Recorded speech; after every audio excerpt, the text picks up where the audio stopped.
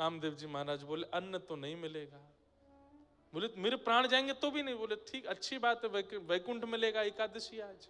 प्राण चले भी गए तो सीधे भगवत धाम जाओगे। कैसे व्यक्ति हो तुम, यहाँ प्राण निकल रहे हैं मेरे, तुम कह रहे हो वैकुंठ जाऊंगा मैं। बोले अरे एकादशी, एकादशी के दिन प्राण निकले, इसके लिए कितना लोग प्रार्थना करते हैं, लेकिन आपके प्राण में निकलने नहीं दूंगा। लीजिए केला खाओ, दूध पी लो, फल खा लीजिए, फलाहार कर लीजिए, अन्न मत खाइए।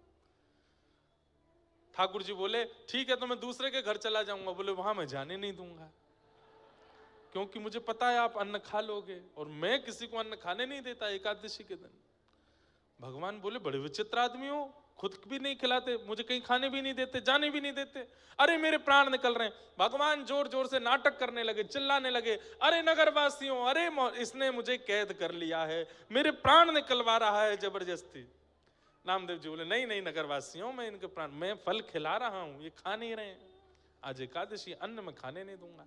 तो नगर के जो चिढ़ने वाले लोग थे वो आकर के नामदेव जी पर चिल्लाने लगे, अरे ये हमारे साथ भी ऐसा करता है, हमारे घरों में आकर के भी देखता है कोई अन्न तो नहीं खा रहा। अरे तुझे करनी है एकादशी, तू कर, सबसे क्यों करवाता है भैया, आज तो नहीं खाया ना आपने।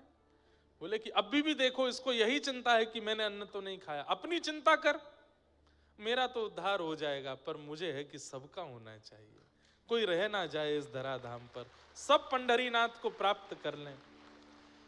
ठाकुर जी बोले परीक्षा तो हो रही है, लेकिन थोड़ी और बड़ी हो। इतने में ठाकुर जी दौरा पड़ गया, ठाकुर जी को जोर जोर से हिलने लगे, अन्न खिलाओ, अन्न खिलाओ, मेरे प्राण निकल रहे हैं। नामदेव जी महाराज सिर सहलाने लगे, पैर दबाने, पत्नी से बोले देवी एक काम करो, दूध में केला घोल करके पिला दो इनको, थोड़े प्राण तो बचेंगे। ब्राह्मण ने मुंह बंद कर लिया, नहीं वो नहीं पीऊंगा, अन्न ही खाऊंगा।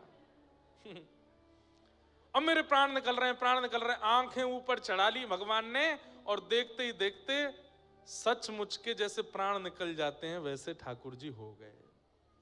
हाथ शिथिल पड़ गए, सांसें रुक गई, धड़कन रुक गई, शरीर ठंडा पड़ने लगा।